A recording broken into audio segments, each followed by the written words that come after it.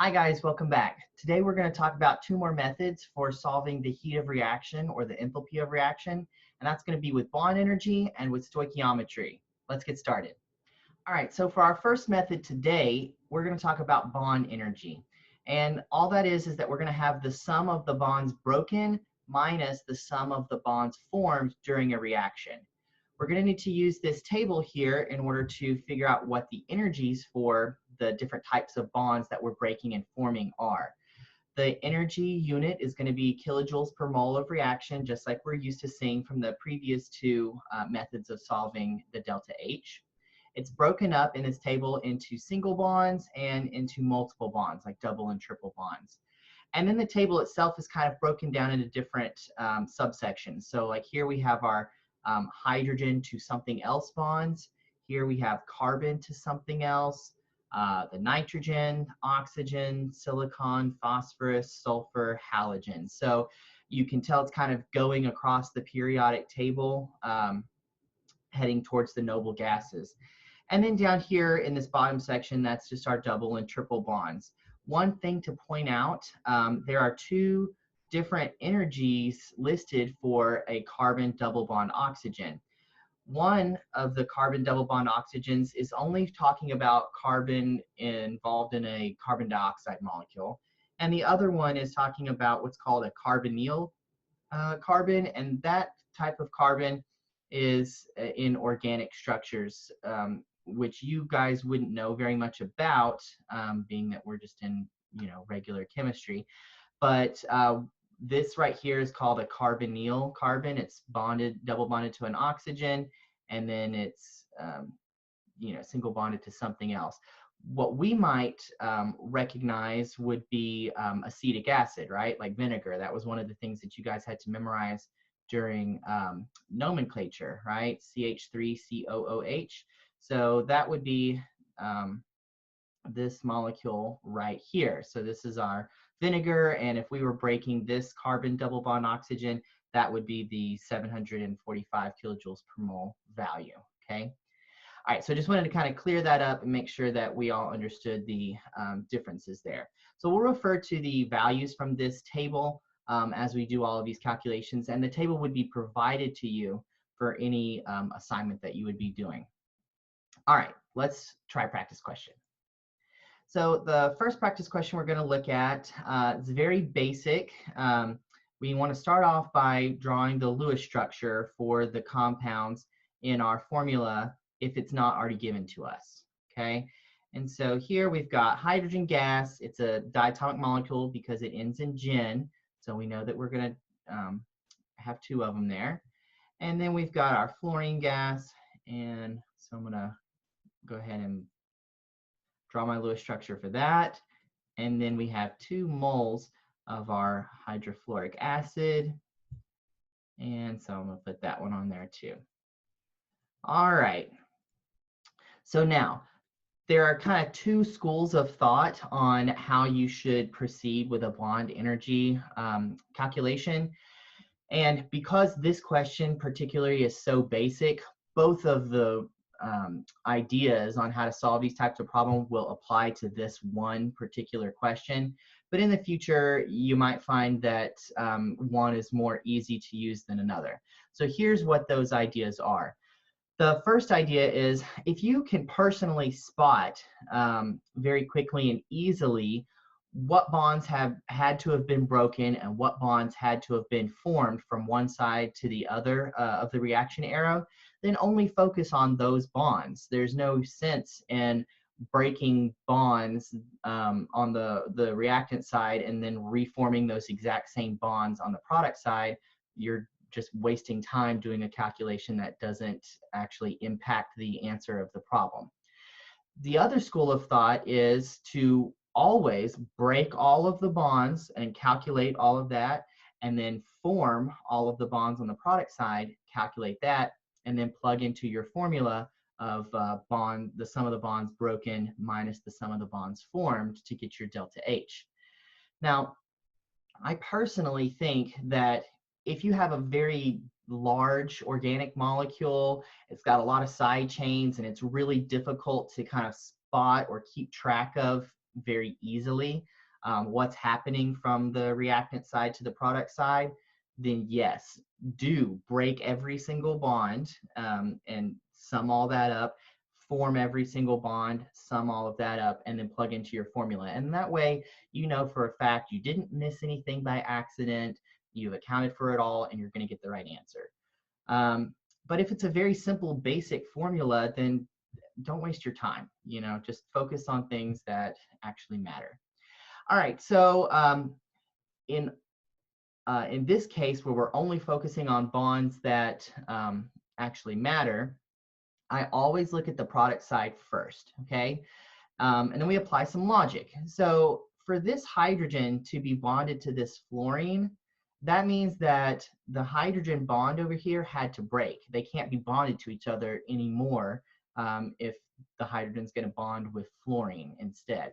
So what I do, I'll come over here and I draw like a little squiggly line, a little lightning bolt or whatever to indicate that that bond had to break, okay? And then by the same logic, if this fluorine is now bonded to a hydrogen, then it can't be bonded to the fluorine over here anymore. So that means that this bond here had to break as well. Okay, so I'm going to draw that one being broken. And then on the product side, I always circle the bonds or bond that has been formed. Okay, so now I can go ahead and plug into my equation. All right, so I've got my heat of reaction is equal to the bonds broken minus the bonds formed. So I'm going to do one large parentheses because on the broken side, I've got to plug in the hydrogen to hydrogen bond breaking, and I've got to plug in the fluorine to fluorine bond breaking. So I'm going to have one little parentheses for the hydrogen value and one parentheses for the fluorine, and then I'll just have a large parentheses to kind of group all of that together. All right, so for the hydrogen to hydrogen bond, that was 432 kilojoules per mole. I'm not going to put the units in here just to save some time, but I'll put them on the end, okay? And then our fluorine to fluorine bond was 154 kilojoules per mole. So all of this accounts for our bonds broken. Okay, so all of this is the bonds broken. And now we want to subtract the energy for the bonds formed. Now you'll notice up here that we made 2 moles of hydrofluoric acid. So we need to multiply the energy for hydrofluoric acid by 2. So that's going to be 2 times 565 kilojoules per mole. And we can just plug that into our calculator.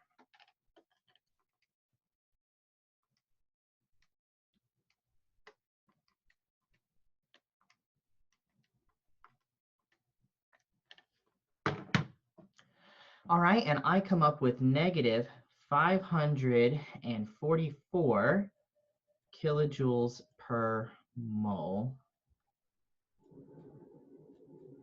of reaction. Okay, 544 kilojoules per mole reaction. Now let's look at sig figs. So all of our energy values over here had 3 sig figs. That means our answer can only have 3, and it does, which means this is the correct answer. Okay, so that's it. That's the process for using bond energy. Sum of the bonds that you break minus the sum of the bonds that you form.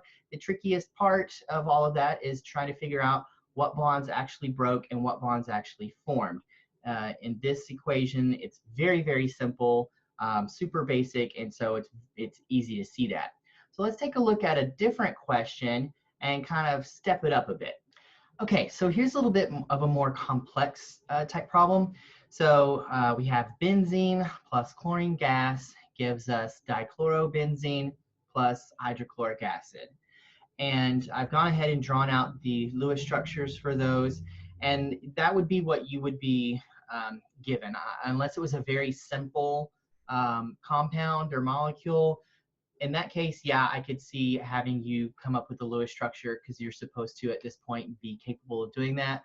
But for these more complex structures like this is an organic structure, I wouldn't really expect you to know how to draw the Lewis structure for that. So that would be provided to you.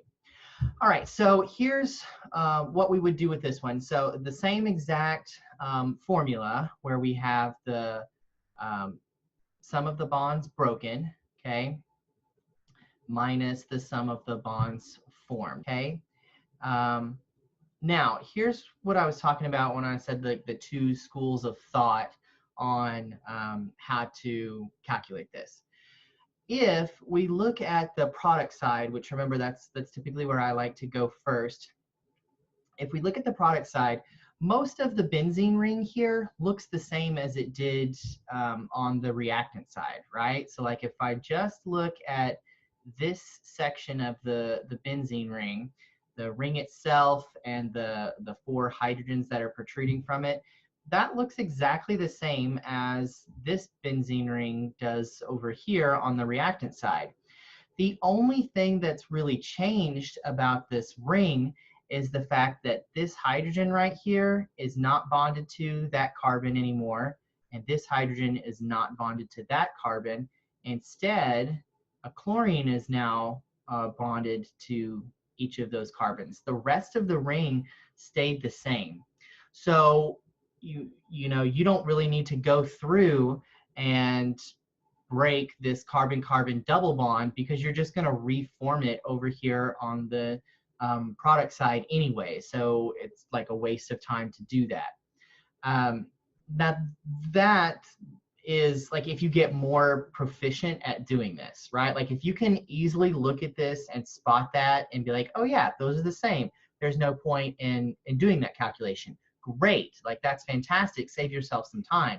But if you're having trouble tracking that, or if it's an even more complex molecule and there's just like a whole bunch of stuff on it, then it might be good practice to just go through, break everything on the reactant side and reform everything on the product side, just to keep things straight, you know, in your mind about what exactly is happening.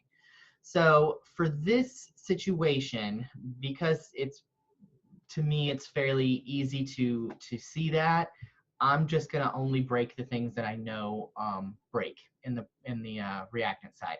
So I know that this carbon to hydrogen single bond breaks, and so does this one. Okay, so we have 2 moles of the hydrogen carbon single bond breaking, so I'll need to account for that. Then if I look over here on the product side, we can see that we've got a hydrogen that's attaching to a chlorine, right? So if these chlorines here are attaching to hydrogens, that means they can't be attaching to each other anymore, right? So that means that these chlorine bonds right here, those need to break, okay? So we've got 2 moles of the chlorine to chlorine single bond breaking, okay?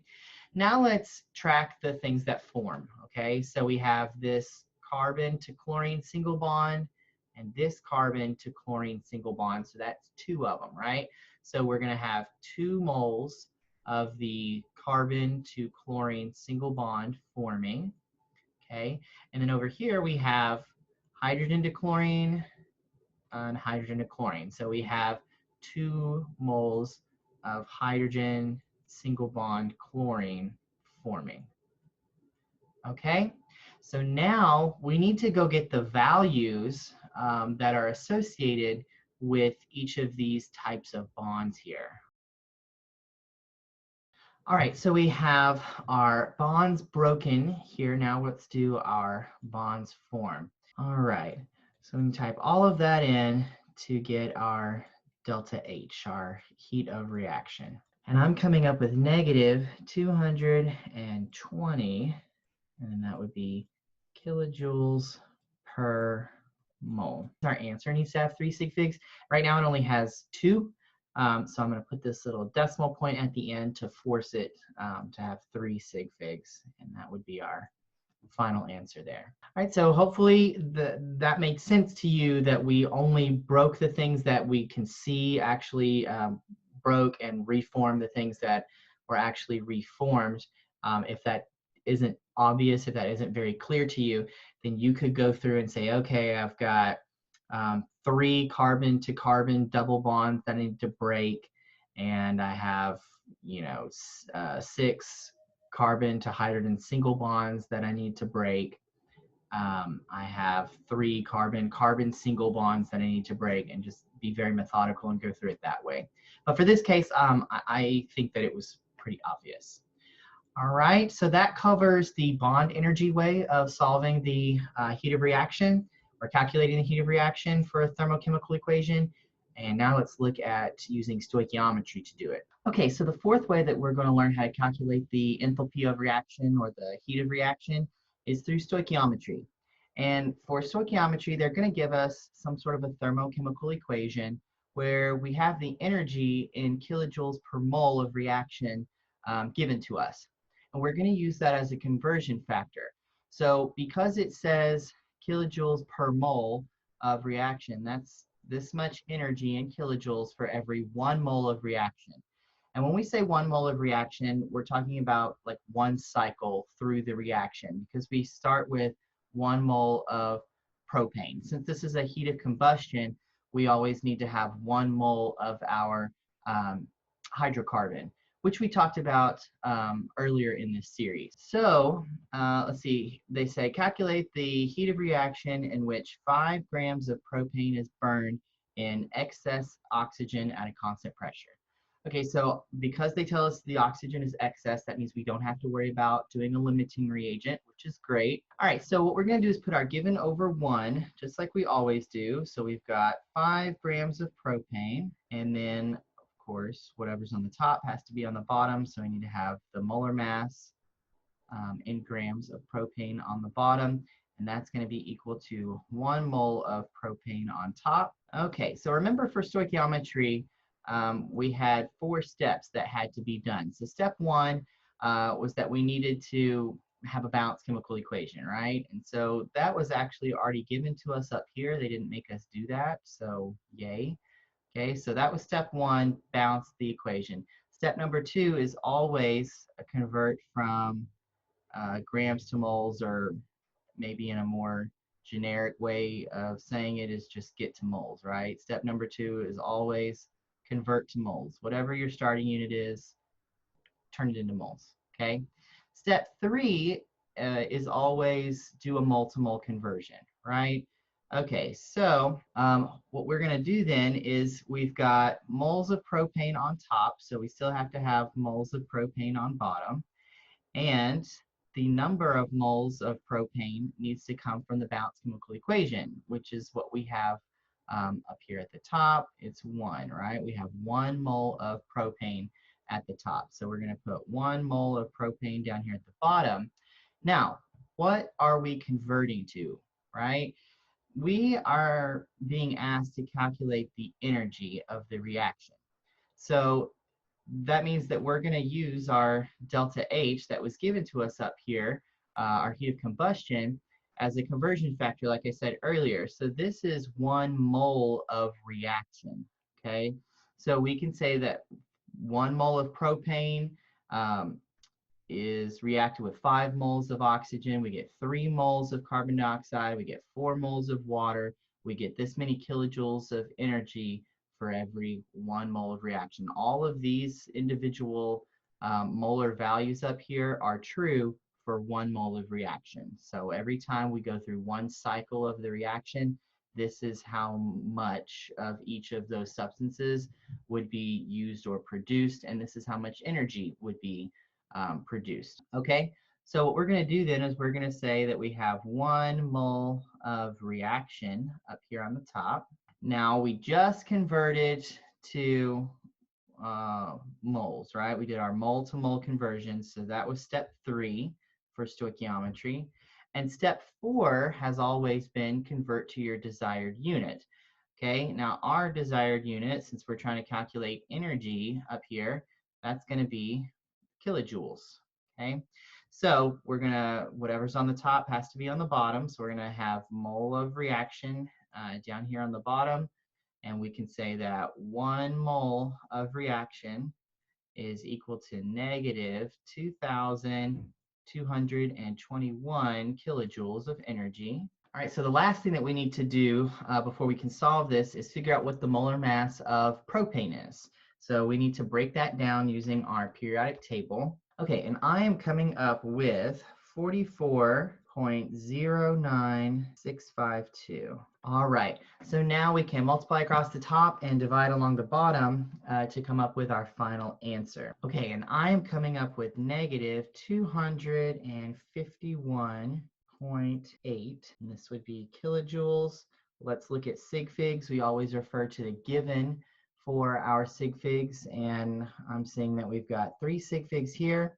So we want 3 sig figs over here. Always look one place value further for rounding purposes. That means that our final answer is going to be negative 252 kilojoules. You might be asking, like, why didn't you put kilojoules per mole of reaction? That really is the unit that we have here because we made all of our calculations based off of 1 mole of reaction. As you can see down here in the bottom, this final thing is kilojoules per mole of reaction. But if you actually go through the canceling out of the units, grams cancel grams, moles cancel moles, mole of reaction cancels mole of reaction, and you're left with kilojoules as your final unit.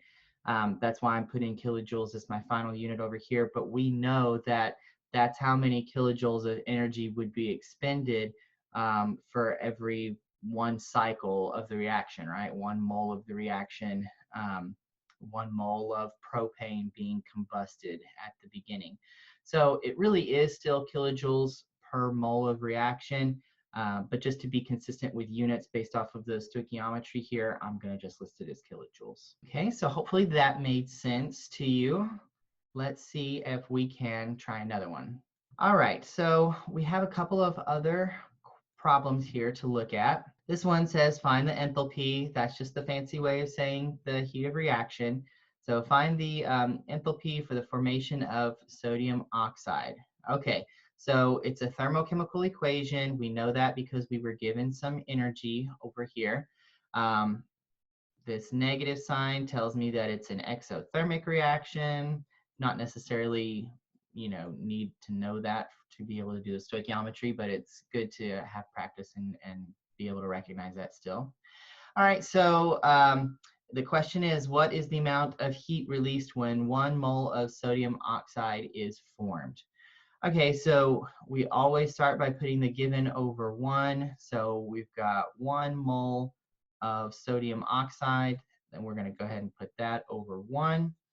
And it says how much heat is released, right? So we already started in moles, and so we don't have to convert to moles. And they already gave us the balanced chemical equation. So step number 1 is done. So now we can do step 3, which is our multimole conversion. Okay, so we've got 2 moles of sodium oxide up here in the balanced chemical equation. So that's what we're going to put in here, 2 moles of sodium oxide on the bottom. And then remember, this is 1 mole of reaction right here. Okay, so 2 moles of sodium oxide is equivalent to 1 mole of reaction. And 1 mole of reaction is equal to negative 828 kilojoules of energy. Okay, so let's just type that in our calculator and see what we come up with. We get negative 414 kilojoules of energy. This is the correct number of sig figs, and so that is our answer. One thing that you might need to be careful about is the way that the question was phrased. It says, what is the amount of heat released? Released obviously means to give off, which means that they're already taking into account that this is an exothermic reaction. And our answer over here, really based off of the wording of the question, it shouldn't be negative 414. It should just be 414. Okay, so 414 kilojoules of energy was released, which is what the question asked. Okay, if the question had asked, what's the delta H of this reaction, then we would put negative 414 kilojoules. But since it asked specifically, what's the amount of heat released. Because they put heat released in there, that's taking into account that negative sign, right? They're already acknowledging that this is an exothermic reaction. So you're not going to say that a negative amount of energy was released, okay? A positive amount of energy was released. So this really needs to be positive 414 kilojoules of energy here. Again, the unit is really kilojoules per mole of reaction, but I'm just being unit consistent through the stoichiometry. All right, let's look at the next question. So the enthalpy for the decomposition of ferric oxide is shown below.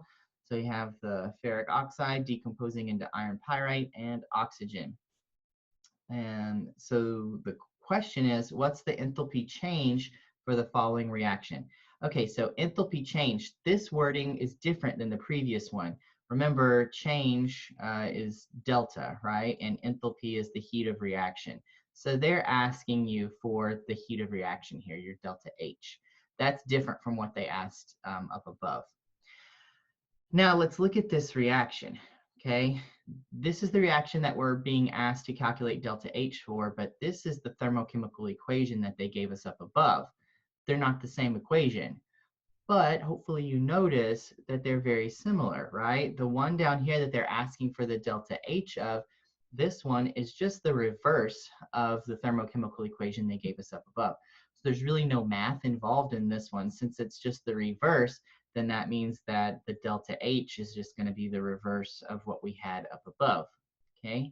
So our delta H is going to be negative 472 kilojoules per mole of reaction. All right, so let's look at this last one. This one's going to be for you guys to try on your own. So we have determine the amount of heat released when 1 gram of ethanol is combusted in excess oxygen. Okay, so very similar to one of the problems we already did, the one with propane earlier. So take a second and see if you can figure out how to do this one on your own.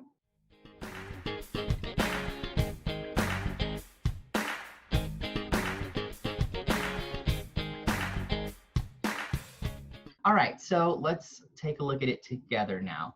We're going to start off by putting our given over 1. So we've got 1 gram of ethanol over 1. Just as a quick note, why did I write it like this? This OH group right here in organic chemistry, that's what makes something an alcohol.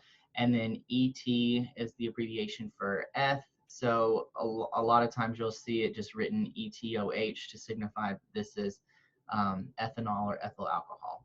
So that's what I'm doing here because I'm used to that.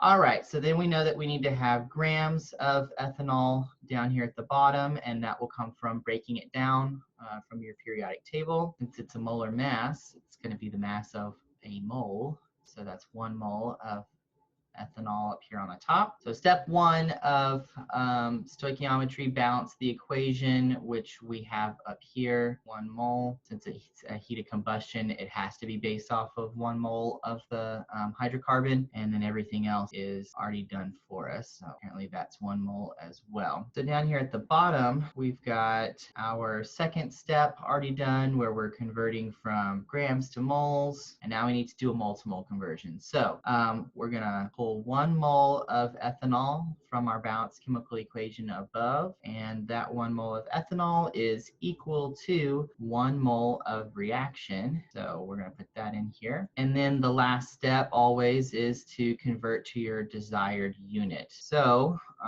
we've got 1 mole of reaction is equal to negative 1,367 kilojoules of energy. Okay, so that's at 4. Now we just need to figure out what the molar mass of ethanol is real quick, and I am coming up with 46.06864. Okay, so that's our molar mass. Now we're just going to multiply across the top and divide along the bottom. All right, I am coming up with negative 29.67, and that would be kilojoules. Then we need to look at sig figs. Our given has 3. That means that our final answer can only have 3 with one place value further. So I'm going to get negative 29.7 kilojoules of energy. Okay, so hopefully you got the same answer as I did, and that all of this is making sense to you. If you have any questions, please don't hesitate to reach out to me so I can help you. If you'd like to subscribe to the channel, you can click here. If you want to see the next video in the series, you can click up here, or if you'd like to follow along the entire playlist, you can check that out right here.